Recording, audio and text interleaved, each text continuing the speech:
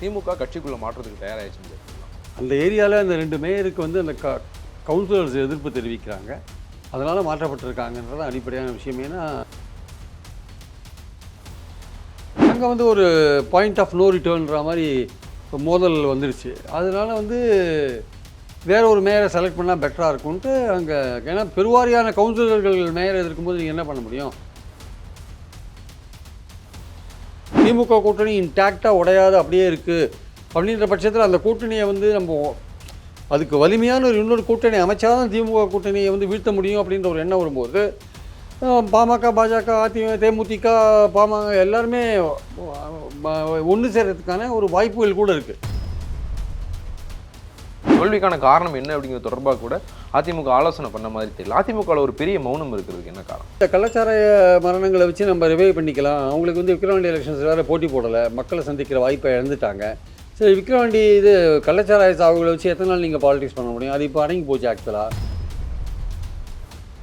மக்களோட வந்து ஒரு தொடர்பு இருக்கிற மாதிரியான ஒரு விஷயங்களை வந்து அதிமுக செய்யறதுக்கு ரெடியாக இல்லை. அவங்களுடைய தோல்வியை வந்து அவங்க வந்து மறு பரிசீலனை பண்ணி எந்த இடத்துல ஏன் தோற்றோன்ற அந்த அந்த அந்த ஆங்கிளுக்கே அவங்க போகலை. ஆக்சுவலாக உண்மையிலே பார்த்தீங்கன்னா அவங்க வந்து ஒரு பொதுக்குழு கூட்டி இந்த தோல்விக்கான காரணத்தை ஆராய்ஞ்சிருக்கணும். இப்போ அவங்களுடைய ஓட்டு ஏலம் விடுற மாதிரி ஆயிடுச்சு. யாருக்கு அவங்க ஓட்டுன்றது? பாமகவுக்கா? ஜெயலலிதா படத்தை போட்டு ஓட்டு கேட்டுருக்காங்க பாமக. கேட்டால் வந்து ஓபிஎஸ் எங்கள் குரூப்பில் இருக்கான்னு சொல்கிறாங்க. கொஞ்சம் கூட அடிப்படை தார்மீக நெறியே இல்லாத ஒரு விஷயம். ஆக்சுவலாக விக்கிரவாண்டியில் போட்டி போட்டால் அதில் தோற்றுட்டாங்கன்னா 11வது தோல்வி பழனிசாமின்னு சொல்லுவாங்கன்னா அதில் ஒரு பயம் இருக்குது. இது மாதிரி வந்து ஒரு பயந்துட்டே வந்து இவங்க என்ன நினைக்கிறாங்க, ஆட்டோமேட்டிக்காக 26 வந்து நம்ம தான் திமுகவுக்கு மாற்றம் இருப்பான்னு நினைக்கிறாங்க. அது தப்பு. எதுவுமே இல்லாத ஒரு கட்சியில் ஜனநாயக முறைப்படி தோல்வியை கூட ஆராயாமல் நீங்கள் இப்போ பாஜகவில் கூட இப்போ ஆராயத்துக்கு ஆரம்பிச்சிட்டாங்க. அப்போ நீங்கள் இப்போ நீங்கள் முக்கியமான எதிர்கட்சின்னு சொல்கிறீங்கல்ல, ஏன் இப்படி மெத்தனமாக இருக்கீங்க? எதையுமே கண்டுக்காத போகணும்னு நினைக்கிறீங்க? உங்கள் தலைமைக்கு ஏதாவது ஆபத்து வரணும்னு பயப்படுறீங்களா? பாமக அதிமுகவுடைய வாக்குகளை வாங்குறது அதிமுகவுக்கு நல்லதா இருக்கு? அதிமுகவுக்கு நல்லதே கிடையாது. விழுப்புரம் மாவட்டத்தில் சிவி சண்முகம் அவருடைய ஹோல்டை விட்டுட்டாரா? சிவி சண்முகம் சொல்லி தான் அந்த அதிமுக விட்டு அங்கே போகுது சார்.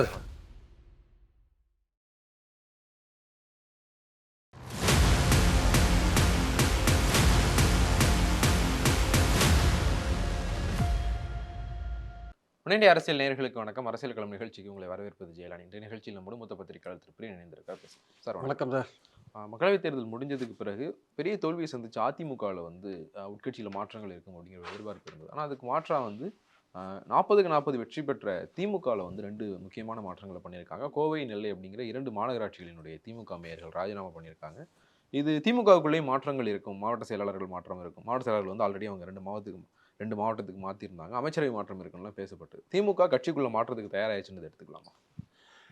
இல்லை, இந்த 2 மேயர்கள் மாற்றத்துக்கும் திமுக வந்து ஓவராலாக ஒரு மாற்றம், அடிப்படை மாற்றம் அல்லது கட்சியை வந்து மீண்டும் ஒரு புதுப்பித்து ஒரு 26 நோக்கி சந்திக்கும் போது ஒரு புத்துணர்ச்சியோடு சந்திக்கிற மாதிரியான அந்த மாதிரி மாற்றங்களோட இந்த 2 மேயர் மாற்றங்களை ஒப்பிட முடியாது. அந்த ஏரியாவில் அந்த 2 மேயருக்கு வந்து அந்த கவுன்சிலர்ஸ் எதிர்ப்பு தெரிவிக்கிறாங்க. அதனால் மாற்றப்பட்டிருக்காங்கன்றது அடிப்படையான விஷயம். ஏன்னா நெல்லையிலலாம் பார்த்தீங்கன்னா ஒரு வருஷமாக அந்த தகராறு ஓடிட்டுருக்கு. இந்த கவுன்சிலர்ஸுக்கும், ஆளுங்கட்சி கவுன்சிலர்ஸுக்கும் மேயருக்கும். அதனால் நிறைய தடவை பார்த்தீங்கன்னா உங்களுக்கு கூட்டத்தில் வந்து கலந்துக்காத, கோரம் இல்லாத கூட்டத்தெல்லாம் ஒத்தி வச்சுட்டாங்க. நம்பிக்கையில்லா தீர்மானம்லாம் வேறு கொடுக்கப்பட்டது. தங்கம் தென்னரசு போய் அங்கே சமாதானம் பண்ணார். அதுக்கப்புறம் ஓரளவுக்கு அடங்கி போகிற மாதிரி இருந்தது. இப்போது பார்லிமெண்ட் எலெக்ஷனில் கூட அந்த திமுக உட்கட்சி பிரச்சனை காரணமாக அங்கே ஏதாவது காங்கிரஸ் வேட்பாளர் தோல்வி அடைவாரோன்ற ஒரு பேச்சு கூட வந்தது. நல்ல வேளையாக வந்து இந்த அலையில் வந்து அவங்க வின் பண்ணிட்டார் காங்கிரஸ் வேட்பாளர். ஸோ அடிப்படையான பார்த்தீங்கன்னா அங்கே வந்து லோக்கலில் கவுன்சிலர்ஸுக்கும் அங்கே இருக்கிற இவருக்கும் மேயருக்குமான ஒரு மோதல். அது ஆக்சுவலாக கட்சியோட மோதல். அது வந்து பல காரணங்கள் இருக்கலாம் அதுக்கு. ஆக்சுவலாக அந்த மேயரை வந்து இப்போது மாநகராட்சியோட மேயர்களுக்கு வந்து ஒரு அதிகாரம் கொஞ்சம் அதிகமாக இருக்குது. ஸோ அவங்க வந்து இந்த கான்ட்ராக்ட்லாம் டிசைட் பண்ணுறதெல்லாம் இருக்கு இல்லையா, அதெல்லாம் வந்து அந்த உள்ளூரில் இருக்கிற அதிகாரிகளோடு சேர்ந்துட்டு அவங்க வேண்டியவங்களுக்கு கான்ட்ராக்ட் கொடுக்கறது, இந்த மாதிரி விஷயங்கள். இப்போ கவுன்சிலர்ஸ் மேக்ஸிமம் என்ன எதிர்பார்ப்பாங்க, அவங்க வட்டத்தில் ஏதாவது ஒரு வேலை நடக்கணும்னு எதிர்பார்ப்பாங்க. இல்லை வட்டத்தில் வேலை நடந்தால் அந்த வேலை அவங்களுக்கு தெரிஞ்ச ஆள் கான்ட்ராக்ட் கொடுக்கணும்னு எதிர்பார்ப்பாங்க.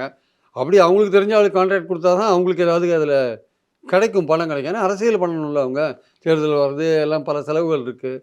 ஆனால் எதுவுமே நடக்கலைன்னா அவங்களுக்கு கோவம் வருது, சாதாரண விஷயங்கள். அப்போ இவங்க கேட்டால் என்ன சொல்லுவாங்க, நாங்கள் வந்து மக்கள் நன்மைக்காக பல விஷயங்களை கேட்டோம், அவங்க எதுவுமே செய்யலை அப்படின்ற ஒரு விஷயத்த சொல்லுவாங்க.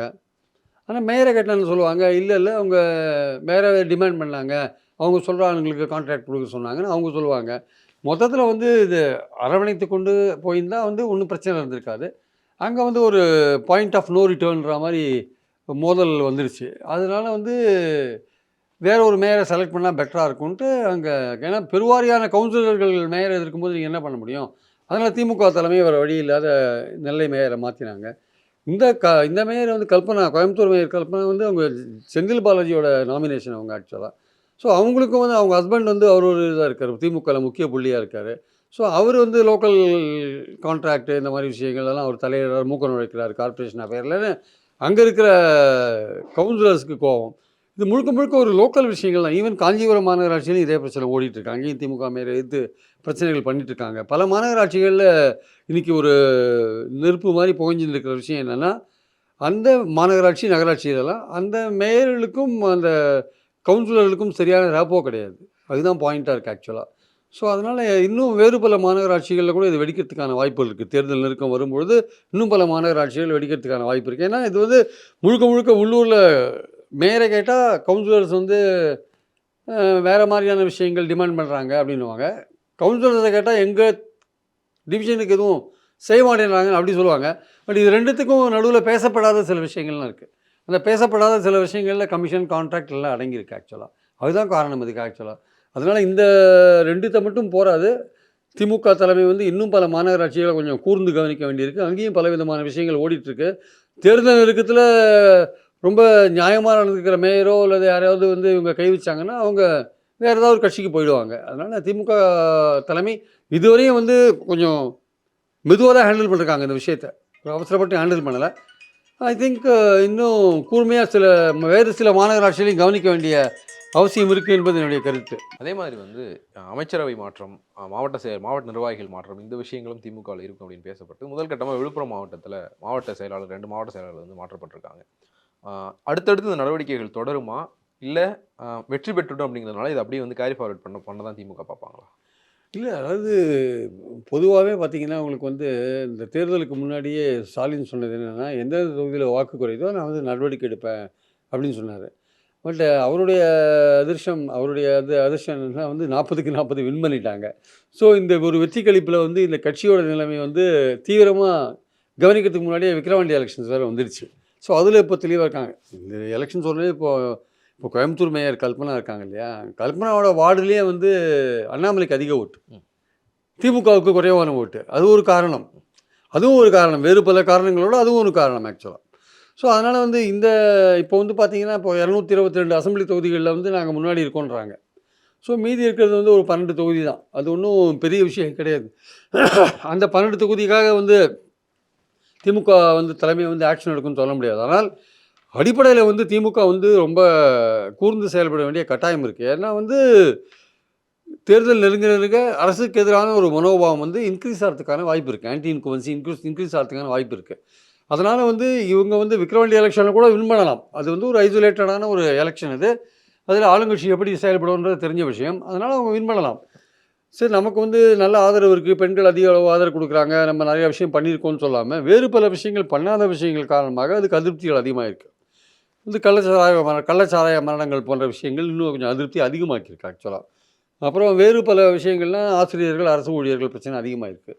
அதனால் வந்து 26 தேர்தல் இருக்கும்போது என்ன மாதிரி அரசியல் சூழல் நிலமோ, எப்படிப்பட்ட ஒரு கூட்டணி வந்து இப்போ திமுக கூட்டணி இன்டாக்டாக உடையாது அப்படியே இருக்குது அப்படின்ற பட்சத்தில் அந்த கூட்டணியை வந்து நம்ம அதுக்கு வலிமையான இன்னொரு கூட்டணி அமைச்சா தான் திமுக கூட்டணியை வந்து வீழ்த்த முடியும் அப்படின்ற ஒரு எண்ணம் வரும்போது பாமக, பாஜக, தேமுதிக, எல்லாருமே ஒன்று சேர்கிறதுக்கான ஒரு வாய்ப்புகள் கூட இருக்குது. எல்லாத்தையும் தாண்டி திமுக அணியை வீழ்த்தணுன்ற எண்ணம் வரும்போது எல்லாத்தையும் ஒதுக்கி வச்சுட்டு ஓரங்கட்டுற ஒரு ஒன்று சேருகிற ஒரு வாய்ப்பு இருக்கிறத பார்க்குறோம். ஸோ அந்த மாதிரியான ஒரு முடிவை வந்துடுச்சுன்னா ஒருவேளை அண்ணாமலையும் பாஜகவில் ஃபீல்டில் இல்லாத போது வேறொரு பொறுப்பு தலைவர் வந்து பாஜக வந்து இன்னொரு கட்சியோட கூட்டணி போகிறதுக்கு ரெடி அதிமுகவோட அப்படின்னு நிலைமை சுச்சுவேஷன் வரும்பொழுது அப்போது தேமுதிக, பாமக போன்றவர்கள்லாம் சேரும்பொழுது விஜயும் சீமானும் தனியாக சேர்ந்தால் கூட இவங்க ஒரு பலமான அணியாக மும்முனை போட்டியில் வரும்பொழுது இவங்களுக்கு அதிமுகவுடைய அணி கொஞ்சம் பலமாகறதுக்கான ஒரு வாய்ப்புகள் இருக்குது. அது அதிமுக தன்னை எப்படி கட்டமைத்து கொள்ள போயிருந்தது இன்னொரு பாயிண்ட். அது ஒற்றுமையாக இருக்கணுன்றது இன்னொரு பாயிண்ட். ஸோ அதில் அப்படி போகும்பொழுது திமுக வந்து இதே மாதிரியான ஒரு அதிருப்தியை வந்து வளர்த்து கொண்டு போக முடியாது ஆக்சுவலாக. ஸோ அதனால் கட்சிக்காரங்களையும் வந்து அவங்க வந்து திருப்திப்படுத்த வேண்டியதாக இருக்குது. இப்போ அதோட ஒரு பகுதி தான் இந்த கவுன்சிலர்ஸுக்கோட விருப்பத்தை வந்து நிறைவேற்றி வச்சுருக்காங்க. மேயர் வந்து சரியாக கவனிக்கல. தேர்தல் வேலை பார்க்கணும் 26ல். ஸோ மேயர் வந்து எல்லா டிவிஷன்லையும் பார்க்க போகிறதில்ல. அந்த டிவிஷனில் இருக்கிற வார்டு கவுன்சிலர் பெரும்பாலும் அந்த வட்டத்துக்கு செயலாளராக கூட இருப்பான். இல்லை அவன் செயலாளராக இருப்பான். ஒரு பெண் வந்து கவுன்சிலராக இருந்தால் அவன் ஹஸ்பண்டு செயலாளராக இருப்பார். கிளை செயலாளராக இருப்பார். அப்போ இவங்கள வந்து திருப்திப்படுத்த வேண்டிய கட்டாயம் இருக்குது. ஸோ அதனால தான் வந்து இந்த திமுக என்கிற கட்சி ஒரு பெரிய அளவில் ஒரு மாற்றத்துக்கு தயாராகட்டி கூட இந்த 40க்கு 40 வெற்றியின் காரணமாக இந்த கீழ் லெவலில் மக்களோட நேரடியான கான்டாக்டில் இருக்கிற கவுன்சிலர்ஸ் இருக்காங்கல்ல, அவர்களுடைய வேண்டுகோளை ஏற்று தான் வந்து இந்த கவுன்சிலரையும் இது பண்ணியிருக்காங்க. 2 மேயரையும் இது பண்ணியிருக்காங்க. ஸோ அந்த அடிப்படையில் வந்து இன்னும் பல நகராட்சி, மாநகராட்சியில் கூட பல வேலைகள், பல மாற்றங்கள்லாம் கொண்டு வரலாம். ஆனால் பெரிய அளவில் ஒரு செயலாளர் மாற்றம் இந்த மாதிரி விஷயங்கள் இப்போது பொன் கௌதம சிகாமணிக்கு ஒரு மாவட்ட பொறுப்பு கொடுத்துருக்காங்க. அந்த மாதிரி வேறு சில மாவட்டங்களில் கொடுக்கலாம்னா இன்னும் அவங்க இன்னும் ஸ்க்ரூட்டனைஸ் பண்ணி கொடுக்கறதுக்கான வாய்ப்பு இருக்குது. ஆனால் இமீடியட்டாக அதெல்லாம் பண்ணுவாங்களான்னு சொல்ல முடியாது. இமீடியட்டாக வந்து இப்போ இவங்க பண்ணியிருக்கிறத பார்த்தீங்கன்னா, கீழ் லெவலில் மக்களை சந்திக்கிற அந்த கவுன்சிலர்ஸு அவங்க வந்து அவங்கள வந்து அவங்க வேண்டுகோளை நிறைவேற்ற வேண்டும் என்ற அடிப்படையில் தான் பண்ணியிருக்காங்க.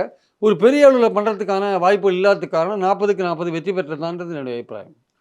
அதே மாதிரி வந்து அதிமுகவில் தான் இந்த மாதிரியான மாற்றங்கள் நடக்கும் அப்படிங்கிற ஒரு எதிர்பார்ப்பு இருந்து பெரிய தோல்விக்கு பிறகு அதிமுகவில் அவங்க தோல்விக்கான காரணம் என்னன்னு பண்ணுவாங்க. இந்த மாதிரி மாற்றங்கள்லாம் இருக்கும். ஆனால் அப்படியான எந்த அறிகுறியுமே அங்கே தெரியல. தோல்விக்கான காரணம் என்ன அப்படிங்கிற தொடர்பாக கூட அதிமுக ஆலோசனை பண்ண மாதிரி தெரியல. அதிமுகவில் ஒரு பெரிய மௌனம் இருக்கிறதுக்கு என்ன காரணம்?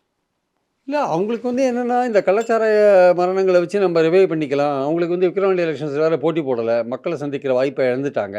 சரி விக்கிரவாண்டி இது கள்ளச்சாராய சாவுகள வச்சு எத்தன நாள் நீங்க பாலிடிக்ஸ் பண்ண முடியும்? அது இப்போ அடங்கி போச்சு ஆக்சுவலா.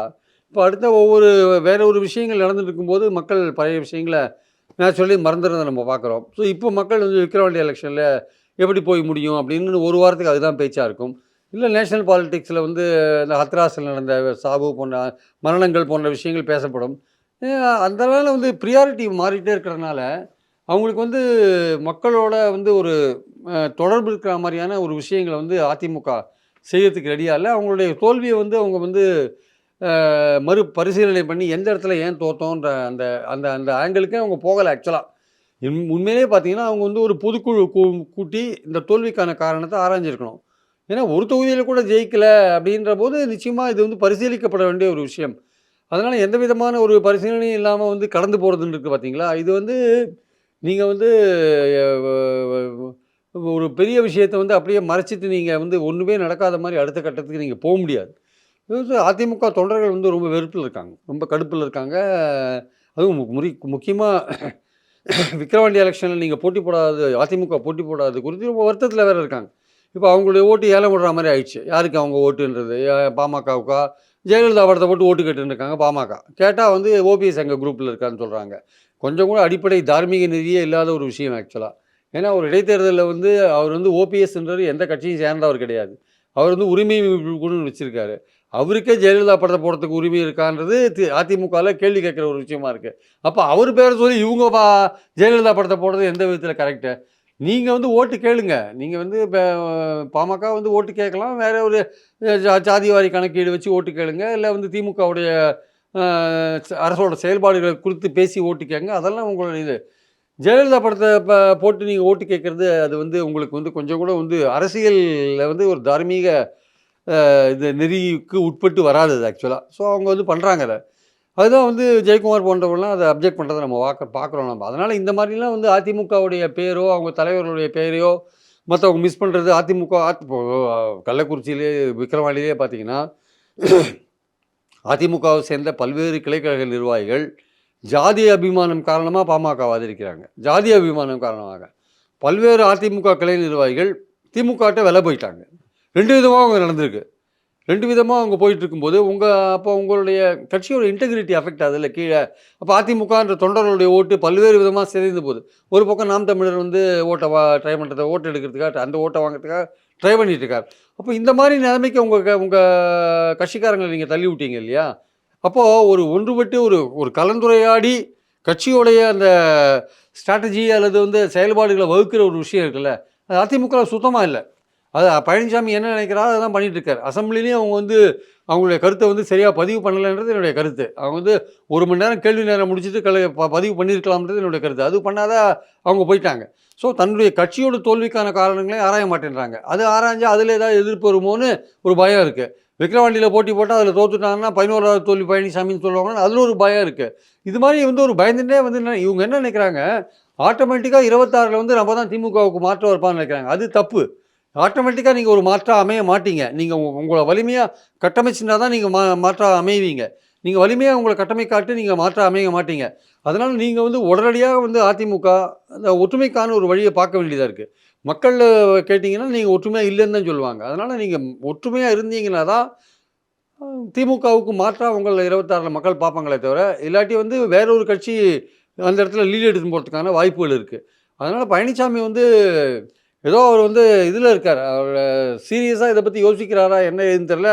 அவர் வந்து கிட்டத்தட்ட வந்து இதெல்லாம் ஒரு பூசணிக்காய் அப்படியே ஒரு போர்வையை போட்டு மறைச்சிட்டு போகலான்ற மாதிரி அந்த எண்ணத்தில் இருக்காருன்னு நினைக்கிறேன். முழு பூசணிக்காய் சோத்துல மறைக்கிறாங்கன்றால அந்த மாதிரி எண்ணத்தில் வந்து தோல்வியை கடந்து போகலான்னு நினைக்கிறார்.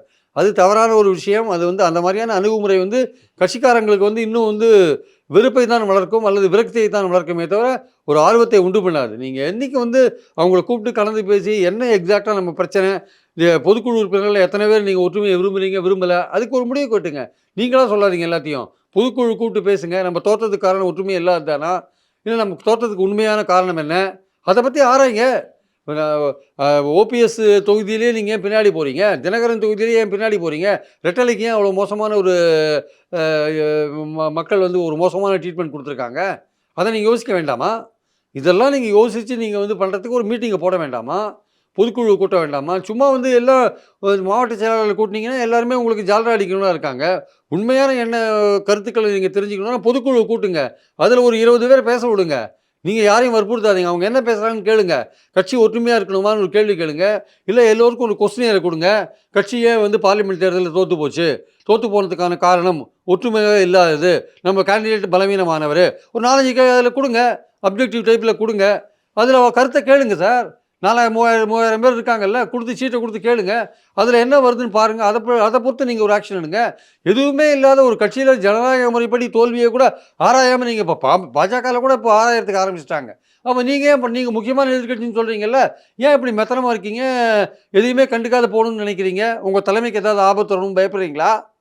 அதனால் இந்த மாதிரி அதிமுக இருந்துட்டு நாங்கள் 26ல் மக்கள் எப்படியும் எங்களை தான் வந்து ஒரு முக்கியமான எதிர்க்கட்சியாக நினைப்பாங்க, எங்களுக்கு தான் திமுகவுடைய மாற்றுன்னு நாங்கள் தான் வருவோம்னு நீங்கள் நினச்சிங்கன்னா அது ஒரு முட்டாள்தனமான ஒரு முடிவாக தான் இருக்குன்னு கருத்து. நீங்கள் அதுக்கேற்றபடி ஆக்கப்பூர்வமாக உங்கள் கட்சி எந்த இடத்துல பலவீனமாக இருக்குது, அதை எப்படி திமுகவுக்கு நம்ம சொல்கிறோமோ, நீங்கள் வாக்குறுதிகள் நிறைவேற்றலை, ஆன்டி இன்கும்பன்சி உங்களுக்கு வரத்துக்கான வாய்ப்பு இருக்குது, நீங்கள் சில இடங்களை சரி பண்ண வேண்டியிருக்குன்னு ஏன் சொல்கிறோமோ அதுதான் அதிமுகவுக்கும். ஏன் பலவீனமாக இருக்கீங்க, எந்த இடத்துல பலவீனமாக இருக்கீங்க, எப்படி பண்ணினா பலவீனத்தை போக்க முடியும், எப்படி பண்ணால் நம்ம தான் முக்கியமான கட்சியாக நீங்கள் 26ல் வர முடியும், இதெல்லாம் யோசிக்க வேண்டியது உங்கள் கடமை இல்லையா? சும்மா வந்து ஜெயக்குமார் வந்து டெய்லி மைக்கை பார்த்து பேசிட்டு போனால் போருமா? அது போராது சார். மக்களுடைய பொதுக்குழு உறுப்பினர்கள் தொண்டர்களுடைய உண்மையான கருத்துக்களை புரிஞ்சு நீங்கள் வேலை செய்ய வேண்டாமா? அதுதான் இன்னைக்கு தேவை அதிமுகவுக்கு. விக்கிரவாண்டியில் அதிமுகவினுடைய வாக்குகள் பாமக பக்கம் கொஞ்சம் போகுது அப்படின்னு சொல்றீங்க. பாமக அதிமுகவினுடைய வாக்குகளை வாங்குறது அதிமுகவுக்கு நல்லதா இருக்குமா? அதிமுகவுக்கு நல்லதே கிடையாது. விழுப்புரம் மாவட்டத்தில் சிவி சண்முகம் அவருடைய ஹோல்டை விட்டுட்டாராம். சிவி சண்முகம் சொல்லி தான் அந்த அதிமுக விட்டு அங்கே போகுது சார். ஓகே, அவங்களுக்கு ரொம்ப வேண்டியவங்க தான் வேலை செய்கிறாங்க. அவங்களுக்கு ரொம்ப வேண்டியவங்க தான் வேலை செய்கிறாங்க. ஒன்றும் இல்லை, உங்கள்கிட்ட ஒரு படம் காமிக்கிறேன் பாருங்க. ஒரு கிளைக்கழக அதிமுக நிர்வாகி ஓட்டு கேட்குறாரு. யாருக்கு? பாமக கேண்டிடேட்டுக்கு. அது வந்து அங்கேருந்து ஒருத்தர் எனக்கு அனுப்பிச்சிருக்காரு, இதை பற்றி பேசுங்க சார் அப்படின்றாரு. நான் எதுக்கு சொல்கிறேன்னா, இந்த மாதிரிலாம் இருக்குது நாட்டில். இவர் வந்து ஒரு கிளைக்கழக செயலாளர். அவர் வந்து அன்புமணிக்கு ஓட்டு கேட்குறாரு. இதை அனுப்பிச்சிருக்காங்க. அவர் யாருன்னு பார்த்தீங்கன்னா, ஒன்றிய செயலாளர் திரு எஸ்ஆலம் பன்னீர், அதிமுக மாவட்ட செயலாளர் சிவி சண்முகத்தின் மிக தீவிர ஆதரவாளர் என்பது குறிப்பிடத்தக்கது. இது மாதிரி இருக்குது. இது எவ்வளோ தூரம் உண்மையாக இல்லை, நம்ம வாட்ஸ்அப்லாம் நம்பலை வச்சுக்கோங்க. பட் இந்த மாதிரி ஒரு படம் வந்திருக்கு. இது உண்மையாக இருக்கிறதுக்கான வாய்ப்புகள் அதிகமாக இருக்குது. எதுக்கு சொல்கிறேன்னா, இது உண்மைன்றது எப்படி நான் வெரிஃபை பண்ணிடேன்னா, அங்கே இருக்கிற மற்றவங்களாம் கேட்கும்போது என்ன சொல்கிறாங்க, சிவி சண்முகத்துக்கு ஆளுங்கள்லாம் பெரும்பாலும் வந்து ஜாதி அபிமானம் காரணமாக பாமக வேட்பாளருக்கு தான் ஓட்டு போட சொல்கிறாங்க அப்படின்ற ஒரு பக்கம். இன்னொரு பக்கம் வந்து திமுக தலைமையில் இருக்கிற அந்த எலெக்ஷன் தேர்தல் குழு இருக்குல்ல, அது பல்வேறு பகுதிகளில் கிளைக்கழக அதிமுக செயலாளர்களை விலைக்கு வாங்கிட்டாங்க. இது 2மே போயிட்டு இருக்கு சைமல்டேனியஸா. அதனால ஒரு குறைந்தபட்சம் ஒரு 25,000 ஓட்டு அதிமுக ஓட்டு அங்க இருக்கு சார். அது ஒரு 10,000லேருந்து 15,000 ஓட்டு வரையும் பாமகவுக்கு போறதுக்கான வாய்ப்பு இருக்கு. ஒரு 5,000, 6,000 ஓட்டுகள் வந்து திமுக வாங்குறதுக்கு வாய்ப்பு இருக்கு. மீதி ஒரு 2,000, 3,000 ஓட்டுகள் இவங்க வாங்குவாங்க. நாம் தமிழர் வாங்குவாங்க. ஆனா இந்த அதிமுக ஓட்ட வாங்கியிருந்தனாலேயே பாமக பெரிய அளவுக்கு வாக்குகள் வாங்கும்னு சொல்ல முடியாது. அதனால வந்து டெபாசிட் வாங்குறதுக்கான வாய்ப்புகள் இருக்கு. அவ்வளோதானே தவிர, ரொம்ப நெருக்கி அடிச்சு ஒரு போட்டிய குடுப்பாங்க அப்படிலாம் அதுக்கான வாய்ப்புகள்லாம் ரொம்ப கிடையாது ஆக்சுவலா வந்து. ஸோ நிலைமை இப்படி தான் இருக்கு ஆக்சுவலா. அதிமுக வாக்குகள் பாமக பக்கம் போகுது. சிவி சண்முகமே மறைமுகமா அதிமுக பாமகவை சப்போர்ட் பண்றாரு அப்படின்னு நீங்க சொல்றீங்க. ஆனா அன்புமணி ராமதாஸ் அங்க பேசுற பேச்சுக்கள் எல்லாமே திமுக ஜெயிச்சிருச்சு அப்படிங்கிற டோன்லயே அவர் பேசுறாரு. எதுக்கு தேர்தல் நடத்துறீங்க? திமுக வெற்றி பெற்றுருச்சுன்னு அறிவிச்சிருங்க. இன்னைக்கு காலையில டாக்டர் ராமதாஸ் சொல்லும்போது என்ன சொல்றாருன்னா, எல்லா அடக்குமுறைகளையும் மீறி பாமக ஜெயிக்கும்னு சொல்றாரு. இன்னைக்கு மதியம் பேசும்போது டாக்டர் அன்புமணி ராமதாஸ் சொல்றாரு, எதுக்காக வந்து ஒரு தேர்தல் நடத்தணும்? திமுக ஜெயிச்சிச்சுன்னு அறிவிச்சிட்டு போயிடுங்க. போற போக்க பார்த்தா திமுக காரங்க குழந்தைங்கள கடத்திட்டு போய் வச்சு ஓட்டு போட்டாதான் திருப்பி கொடுப்போம் மிரட்ட கூட செய்வாங்க அப்படின்னு பேசுறாரு. உண்மையிலே விக்கிரவாண்டி என்ன நடந்துட்டு இருக்கு? இல்ல. விக்கிரவாண்டியில வந்து என்ன நடக்குதுன்னா, ஒரு இடைத்தேர்தலா இது இருக்கிறதுனால, ஆளுங்கட்சி திமுக வந்து அவங்க ஒரு பெரிய அமைச்சர் படையை இறக்கி விட்டுருக்காங்க. அவங்க வந்து கிராமத்துக்கு கிராமம் வேலை செய்றாங்க. ஒரு 1000 வாக்காளர்களுக்கு ஒரு மந்திரி வந்து அங்க வேலை செய்றாரு. எல்லாம் இருக்கு. இது அதிமுக ஆட்சியிலும் நம்ம பார்த்தோம். இடைத்தேர்தல் வந்து அதிமுக மந்திரிகள் எப்படி செயல்படுவாங்கன்னு, நம்ம கண்ணால பல எலெக்ஷன்ஸ்ல அதையும் பார்த்து தான் இருக்கோம் நம்ம. இங்கேயும் வந்து திமுக வந்து அப்படிதான் பண்றாங்க. அவங்க வந்து பணம், அதிகாரம் பிளஸ் பணம் எல்லாத்தையும் யூஸ் பண்றாங்க. நம்ம வந்து எதுவுமே இல்லன்னுலாம் பூனை கண்ண மூடின்னு இருக்கிற மாரி நம்ம எதுவும் சொல்ல முடியாது. அது பண்றாங்க. பண டிஸ்ட்ரிபியூஷன் உட்பட எல்லாமே பண்றாங்க. இல்லைன்னு சொல்ல முடியாது. ஆனால் பாமக வந்து ஜாதி ரீதியா மக்கள கன்சாலிடேட் பண்றாங்க. சௌமியா உட்பட அவங்க அன்புமணி அவங்க வந்து என்ன பண்றாங்க, ஜாதி ரீதியா நம்ம ஆட்கள் நம்மள கைவிடக்கூடாது. நம்ம ஆட்கள் நீங்க இந்த வாட்டி நமக்கு தான் ஓட்டு போடணும். இந்த வாட்டி ஒரு பாடம் கற்பிக்கணும்னு அந்த மாரி ஒரு வீட்டுக்கு வீடு போய் அத பண்றாங்க.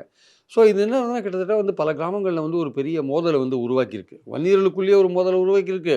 வன்னியர்கள், வன்னியர்கள் அல்லாதோருக்கு நடுவுல ஒரு மோதல் உருவாக்கியிருக்கு. வன்னியர்கள் அல்லாதோர் வந்து ஆக்சுவலா பார்த்தீங்கன்னா, அவங்க முதலியார்களோ, செட்டியார்களோ வேறு வேறு அவங்க வந்து திமுக ஆதரவாளரா இருக்காங்க. ஸோ இவங்க வந்து மைனாரிட்டி பாமக வன்னியர்கள் வந்து பாமக வந்து வன்னியர்கள கன்சாலிடேட் பண்ணும்போது, மற்றவர்கள் இருக்காங்கல்ல, எஸ்பெஷலி பட்டியல் இனத்தவர் இருக்காங்கல்ல, அவங்களும் வன்னியர் அல்லாதவர்கள் இருக்காங்கல்ல, அவங்களும் ஒன்றுபடுறாங்க. அவங்க என்ன திமுக ஆதரவாளரா இருக்காங்க. அதனால பல கிராமங்கள்ல வந்து ஒரு பெரிய டென்ஷனா இருக்கு ஆக்சுவலா. ஆனா அது வந்து கண்ணுக்கு எதிரா வந்து அவங்களுக்கு தெரியுது. அன்புமணிக்கு வந்து இந்த ஓட்டு வந்து எப்படி டிவைட் ஆகும்னு தெரியுது. அப்படி டிவைட் ஆகும்னு தெரியும்போது, அவர் என்ன நினைக்கிறாரு, அவங்க அதிகபட்சம் 2,37,000 ஓட்டோ, 40,000 ஓட்டோ அங்க இருக்கு. விக்கிரவாண்டியில இருக்கு. அந்த ஓட்டுல வந்து கிட்டத்தட்ட 1,80,000 90,000 ஓட்டு போல் ஆறதுக்கான வாய்ப்பு இருக்கு. இடைத்தேர்தலா இருக்கிறதுனால. ஸோ குறைந்தபட்சம் 1,00,000 ஓட்டு திமுக எடுக்கிறதுக்கான வாய்ப்பு இருக்கு. ஒரு 60,000 ஓட்டு வரையும் பாமக எடுக்கிறதுக்கான வாய்ப்பு இருக்கு. ஒரு 20,000 ஓட்டு வரையும் இவங்க எடுப்பாங்க. நாம் தமிழர் எடுக்கிறதுக்கான வாய்ப்பு இருக்கு. இதான் இன்னைக்கு அங்க சிச்சுவேஷன். ஸோ அவங்க நமக்கு வந்து தோல்வி உறுதின்னு அவங்களுக்கு தெரிஞ்சு போச்சு. ஏன்னா வெற்றி பெறதுக்கான வாய்ப்பு இல்ல. அவங்க இடைத்தேர்தல்ல போட்டியே போடக்கூடாதுன்றத ஒரு பாலிசியா வச்சிருந்தாங்க அவங்க ஆக்சுவலா. ஸோ அந்த பாலிசிய வந்து பென்னாகரத்தில உடைச்சாங்க. அது ரொம்ப வருஷத்துக்கு முன்னாடி. இப்போ இந்த வாட்டியும் வந்து இவங்களுடைய கோர் ஏரியா அது. ஸோ இவங்களுடைய கோர் ஏரியானா இந்தியா தமிழ்நாட்டிலேயே அதிகமா வன்னியர்கள் இருக்கிற ஒரு பகுதி. அங்க நம்மளுடைய அந்த பிரசன்ஸ வந்து விட்டுறக்கூடாது அப்படின்றதுக்காக தான் போட்டி போடுறாங்க ஆக்சுவலா.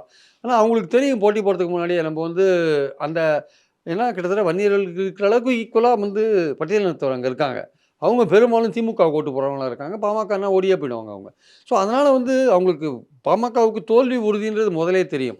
அதுவும் இடைத்தேர்தல்னா அது எப்படிப்பட்ட விஷயங்கள ஆளுங்கட்சி கையாளுவாங்கன்னு அவருக்கு தெரியும்.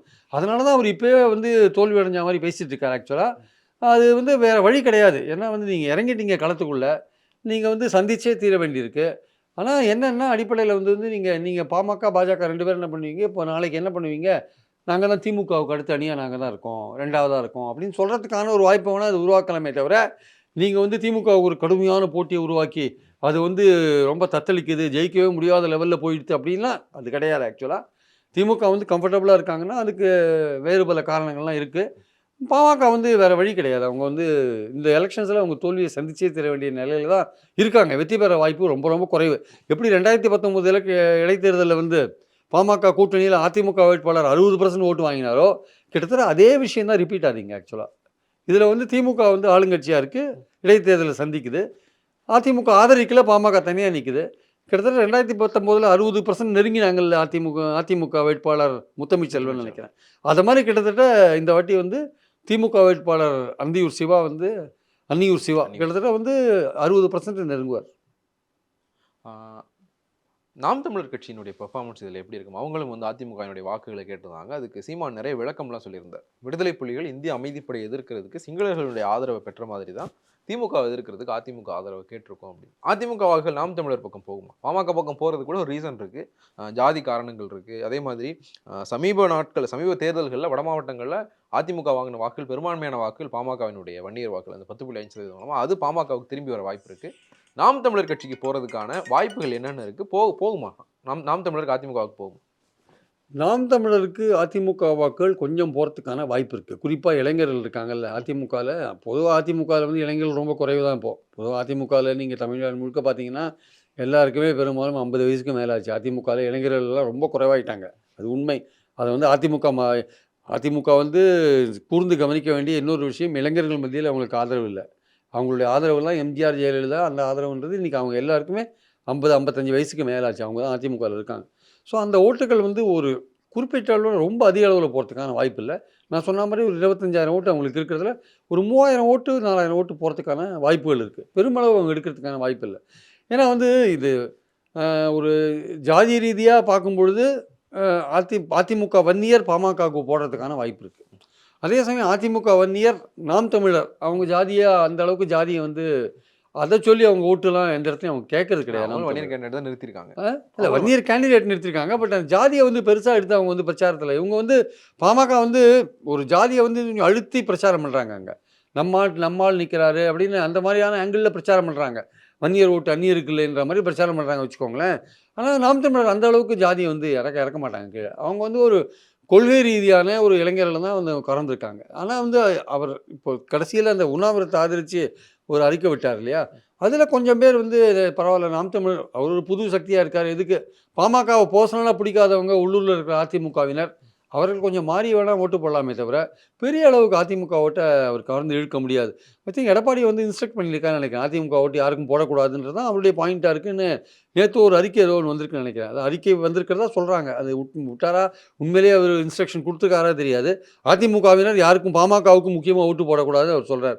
ஆனால் அது வந்து அவர் சொல்கிறது அங்கே எடுபடாது. அங்கே அதிமுக வன்னியர்கள் பெரும்பாலும் வந்து பாமக ஓட்டு போடுவாங்க. அதில் சில பேர் வந்து திமுகவுக்கும் வன்னியர் திமுகலையும் வன்னியர் இருக்காங்கல்ல அவங்க திமுகவுக்கு தான் ஓட்டு போடுவாங்க. அதனால் வந்து இந்த நாம் தமிழரை பொறுத்த மட்டும் அவங்க பெரிய அளவுக்கு அதிமுக ஓட்டு எடுக்கிறதுக்கான வாய்ப்புகள் கிடையாது என்பது என்னுடைய கருத்து. ஆஃப்டர் விக்கிரவாண்டி எலெக்ஷன் தமிழ்நாடு அரசியல் எப்படி இருக்கும்னு நினைக்கிறீங்க?